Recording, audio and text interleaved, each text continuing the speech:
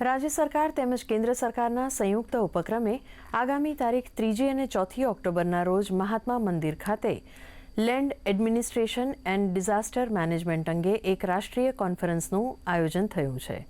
આ કોન્ફરન્સ અંગે મહેસૂલ વિભાગના અધિક મુખ્ય સચિવ ડોક્ટર જયંતિ રવિએ વિસ્તૃત માહિતી આપતા જણાવ્યું હતું કે આ નેશનલ કોન્ફરન્સમાં મુખ્યમંત્રી ભૂપેન્દ્ર પટેલ સહિત દેશભરના વિવિધ રાજ્યો તથા કેન્દ્રશાસિત પ્રદેશોના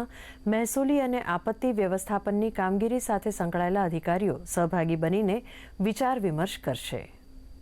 કોન્ફરન્સમાં જે 7 થીમ્સ આપણે મેન્શન કર્યા આનું હાર્દ જે છે કે વધારે અકાઉન્ટેબિલિટી જવાબદેહીતા પણ આવે, વધારે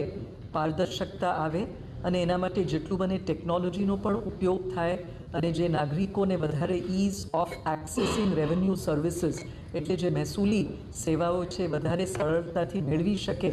એના માટે આ બધા પ્રયાસો કરવામાં આવે છે। માત્ર ગુજરાતમાં નહીં પણ સમગ્ર દેશમાં। એટલે કેન્દ્ર સરકાર પણ